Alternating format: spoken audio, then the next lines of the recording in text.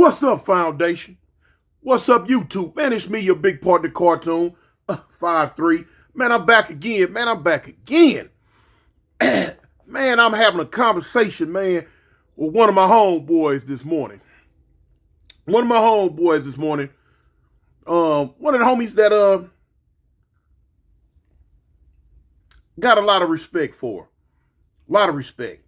And we was talking about some stuff, and he was telling me about a person he bumped into him and two more of the homies bumped into in the county jail. Now they was finna get on his head. They was finna get on his head about some other stuff that was known about him. The fool used to be from the set. Got kicked off, we ran him off and all that. We didn't even have to run this chump off. He ran off on his own because he knew to stay was gonna be his death. And but the homies ran across him in the county jail. And they got on his head. I'm talking about a set hopper and all type of stuff. But anyway, I say, cuz, you didn't hear about what he did to me? So the homie was like, no, cuz, what happened? I said, oh, homie, let me tell you the story. Let me tell you the story about what happened with this. So he like, yeah, cuz, go ahead, pull my coattail. What's up with this fool? Now, bang, I started from the beginning. So now the story that I'm telling the homie, now y'all finna hear the story. It goes back to the title.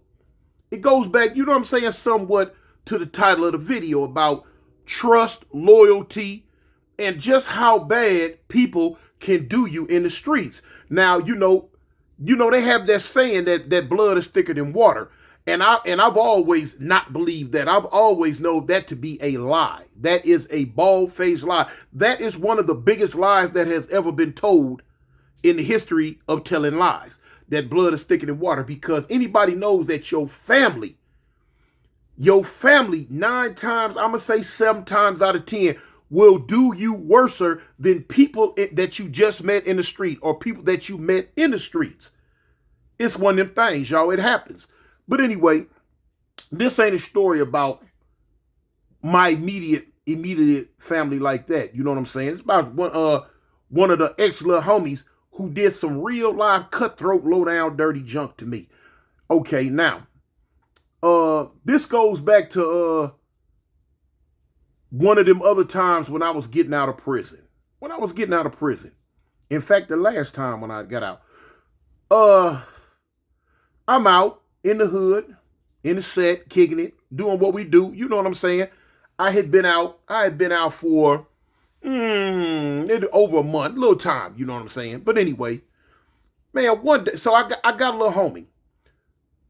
At that time, he's nothing to me now, but I'm still gonna use the term little homie because that's what he was at that time.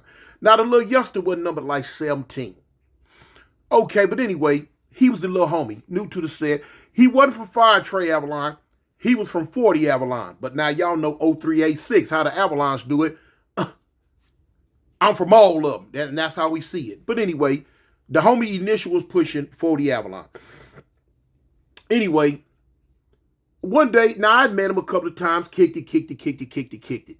So now here it is. One day, man, me and my ex-wife, my baby mama, we coming down Avalon. Boom. One of the homegirls flagged me down on the back street on 49. Whoa. So I pull over.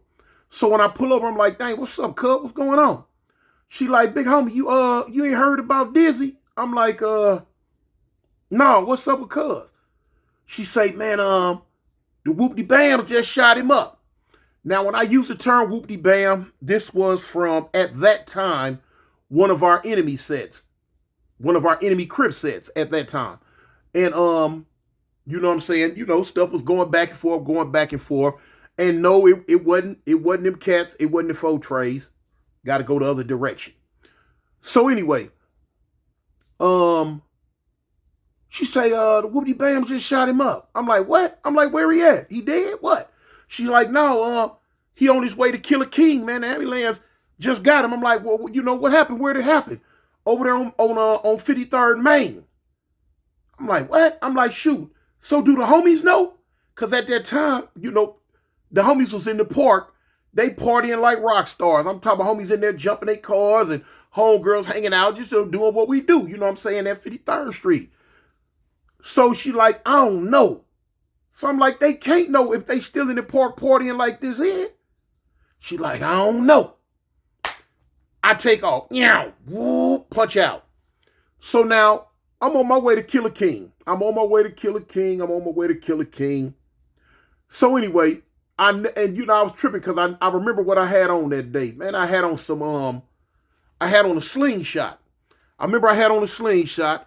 Now, a slingshot is what y'all up to date call a wife beater. From the old school, we call them slingshots in the PN in Cali. So anyway, boom, I had on the slingshot. You know what I'm saying? The white cutoff khakis.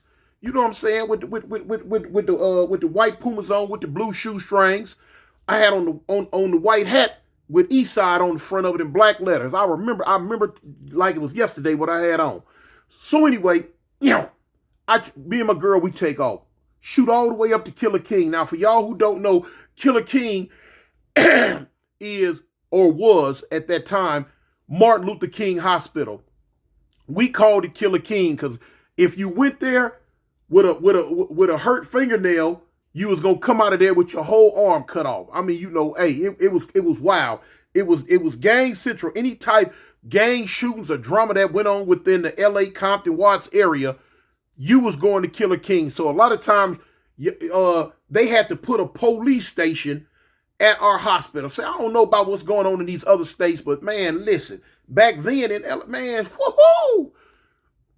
You go to the hospital to see one of your homies who got lit up or that's hurt or a family member or something, and you gonna end up being put in the hospital because you gonna 9 times out of 10 have a shootout right there in the hospital parking lot or most likely in the hospital lobby. A lot of times right there in the lobby because as soon as you bell up in there, boom, somebody from another set or many other sets, they already in there from their homeboys who just got shot.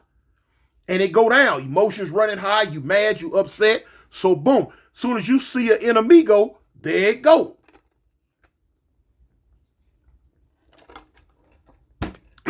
Anyway. So when I shoot up the Killer King, they up there, the Amy Lambs and the homie and all that, they had already rushed him in. They had already rushed him into emergency surgery. The homie had been shot, if I'm not mistaken, I think he'd been shot 4 times. 2 of the bullets that went straight through him. Pew, pew. You know what I'm saying? He was not a big dude. He was a little dude. Thin, like I say, wasn't number 17. So I'm like, all right, well, dang, cuz already gone into emergency surgery. So now, boom, I, jump back in the hoopty, and I shoot all the way back to South Park.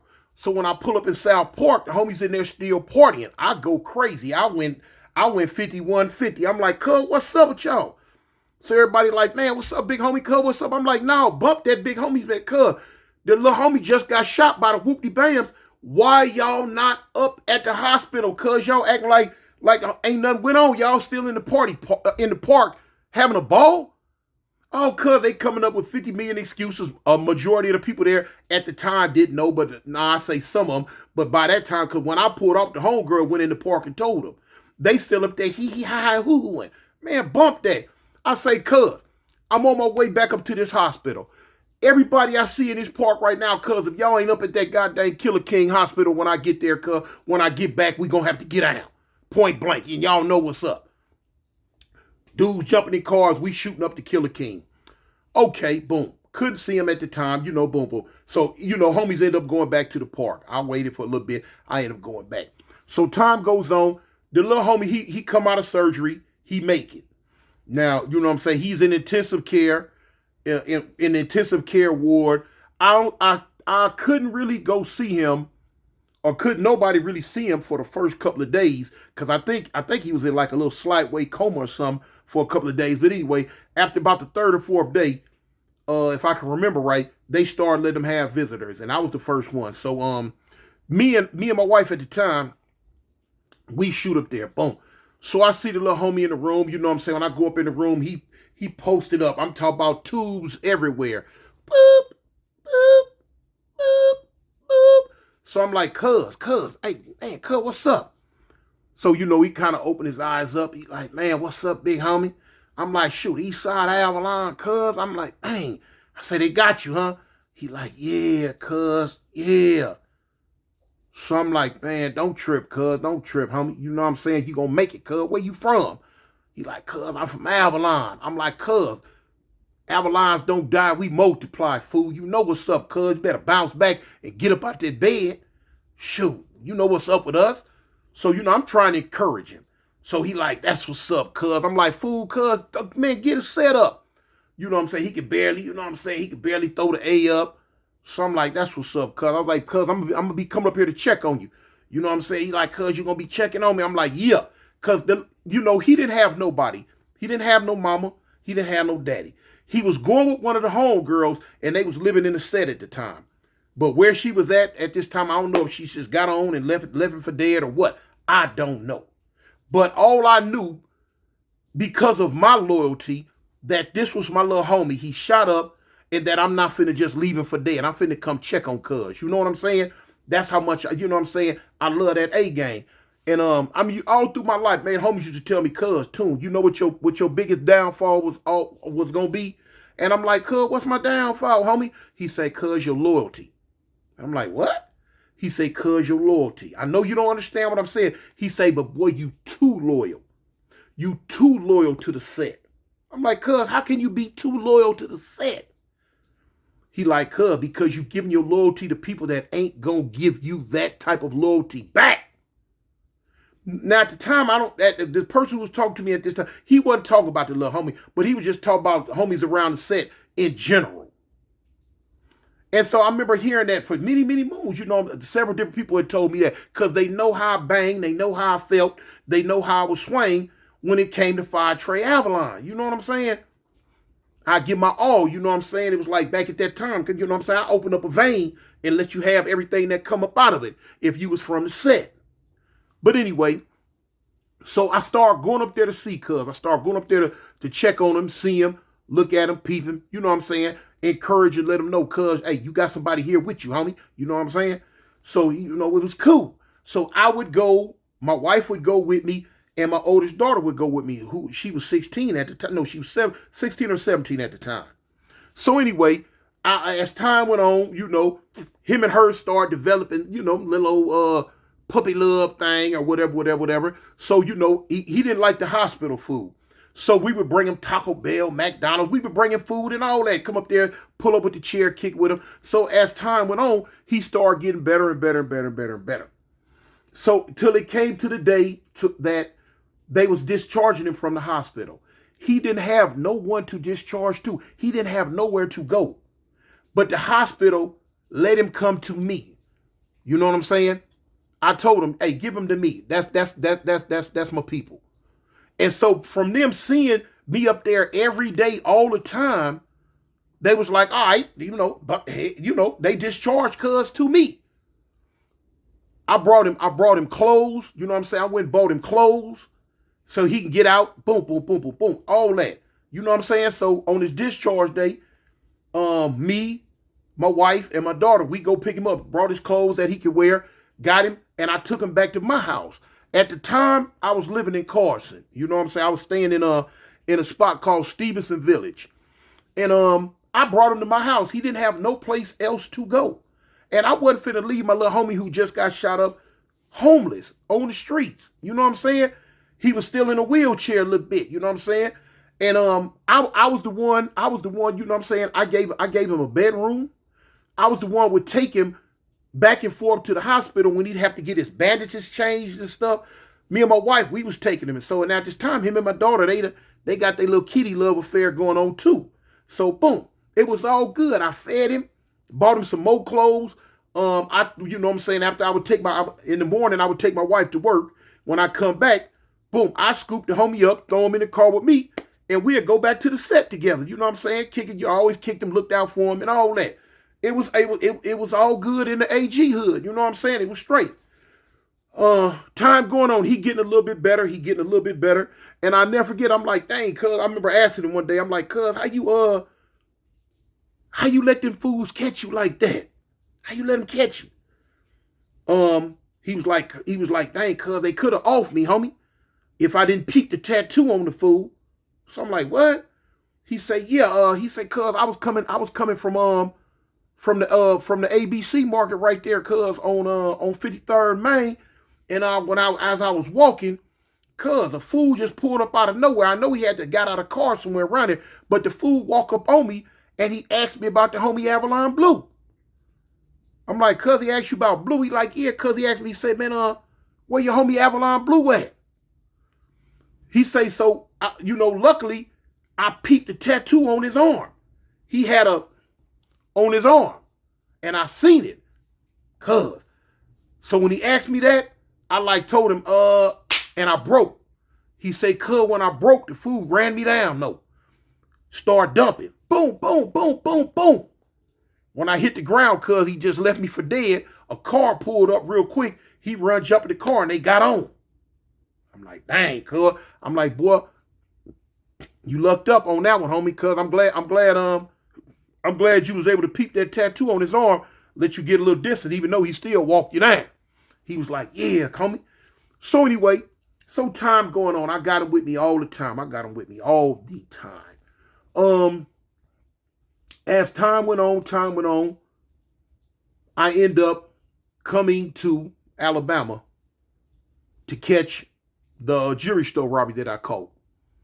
So now when I left, you know what I'm saying, I'm telling him, like, cuz, you stay here till I come back. You know what I'm saying? He was like, my wife really took him in like a son.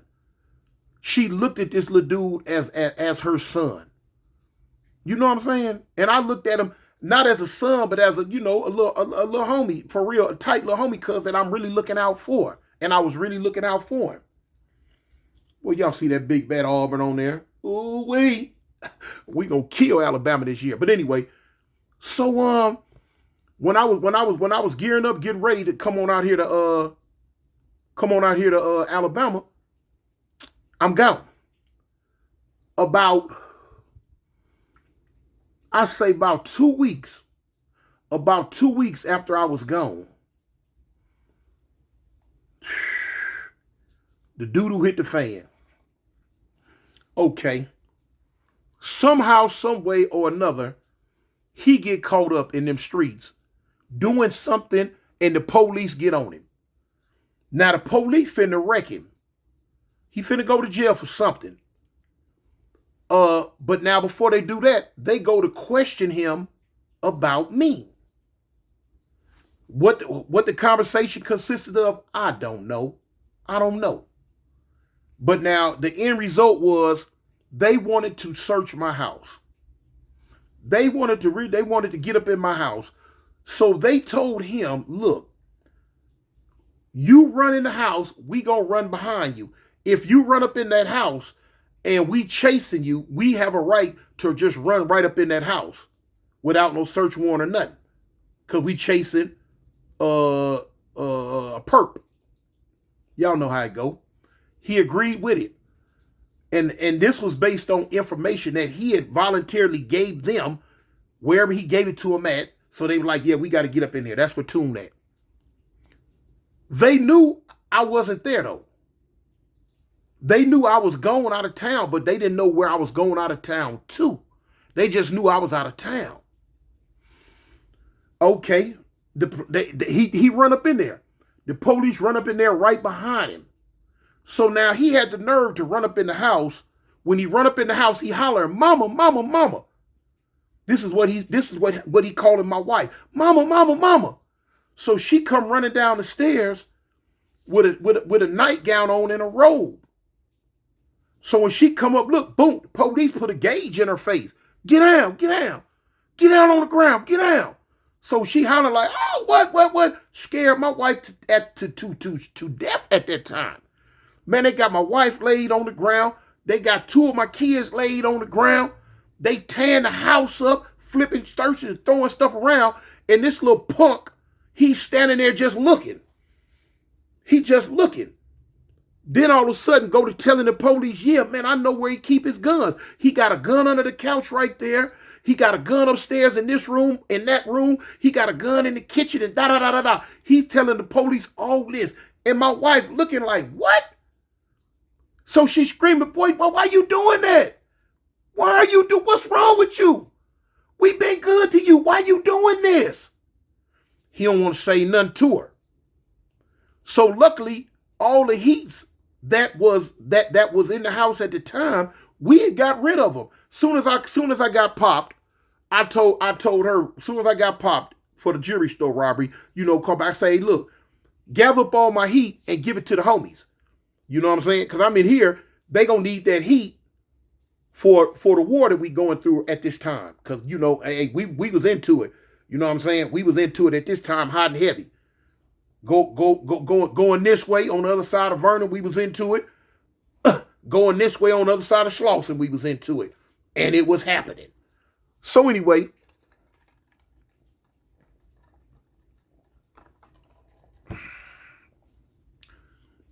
my wife, she tripping. Police right there with guns on my wife and all this. So in the end, they couldn't find nothing. They let this little buster, this Mark, this man, I don't know what to call him. They let this Mark walk out and go about his business. Done traumatized my whole family. Traumatized my whole family, y'all. When I called, man, I think I called home the next day after it happened. And as soon as my wife answered the phone, she screaming and hollering. She going crazy. She going off. Whoa, he did this. He did that. He brought the police to the house. He let the police run up in here. He tried to tell the police where your guns was. He tried to tell the police all this and that. I'm like, what? I'm sitting on the phone in the county jail in Alabama, like tripping, like, what? What? Huh? What? I couldn't believe it. The only thing was going through my mind is, man, after everything I'd done for this little boy, when nobody else wanted to step up and help him, when nobody else even cared about what happened with him or what he was going through. From the word go, when I heard what had happened to him, I was pushing the line on us looking out for this boy. I fed him. I clothed him. I brought him into my house. I let him talk to my daughter. The whole hookup. I'm taking him back and forth to the hospital. Get him checked out. The whole hookup. And this is how he repaid me. No love, y'all. No love. This how that little boy repaid me, y'all. So like the title of the video, you know what I'm saying? Loyalty. Not from him, it wasn't. I could not believe that the little youngster turned on me like that and did that, y'all. He could have got my wife hurt. He could have got my kids hurt. All in the name of what? I had never, ever in my life did anything to this little dude. And this is how he repaid me. Yeah. So needless to say, y'all know he never, ever came back to Avalon. He never, ever came back to Avalon. Period. Because the homies was going to kill him. Yeah. They looked for him. I know as the years went by, I had always heard stories that, certain little homies had seen him in the county jail, that he had turned this at. Because from my understanding, I heard he had flip-flopped and ran and jumped on 2-3 different sets. He had turned this, he had turned that, this, that, and the other. So now when the homie was talking about it this morning, I was like, cuz, boy, I wish y'all would have wrecked him. He was like, homie, we just didn't know. But he's still out there running around somewhere. What said he claimed now? I don't know. I know, you know what I'm saying, because he had a tattoo on his arm and of the homie A-Bone, AIP. Probably got it covered up by now. But the homie told him when he seen him in the county jail, the tattoo was still there. He had a tattoo on his arm. It said A-Bone, AIP. I'm quite sure somebody out there know that boy. But anyway, yeah, man, little old Mark did that, man. So, it's like this. No matter how much you put into it, no matter how much loyalty you show, it ain't never enough sometimes for some people, man. If they got snake DNA in their system, then they gon' bite you. No matter what, they gon' bite you because they don't know how to do nothing else but some old backdoor snake type stuff, man. And that's what this little dude did to me. Boy, when I tell you I was hurt, when I tell you that I was hurt in major disbelief. It is what it is, was what it was, man. Y'all know it's always going to be what it's going to be. And that's what it turned out to be, y'all. But anyway, you know what I'm saying? I bounced back. It is what it is. I bounced back, man. So I'm going to end it with that. Just letting y'all know. Boy, look here. Hey, sometimes you win, sometimes you lose, man. No matter what you do. You never know, man. What that song say, smiling faces, they wear masks, y'all. Anyway, man, it's me, your big partner, Cartoon 5-3, man. What I tell y'all at the end of the day, what? Stay safe and stay above ground, no matter what. And remember, this coming Monday, for those that are paid subscribers, I'm gonna put that video out there for just y'all. Regular foundation members, y'all not gonna be able to see it. The people who be low riding, and for, like I say, a low rider is a person who watch your stuff but have not subscribed to your channel. Those are low riders. But anyway, I'm gonna put that video out there for y'all come Monday, y'all, because a lot of people want to hear it. It's a trip, because the night I got put on a set, whoo-hoo, but that's what it's gonna be about. But in the meantime, between time, man, y'all stay safe, stay above ground. And what's up? I represent the gangsters. For real. And y'all don't see us doing goofy stuff on this internet. Not the gangsters. Peace.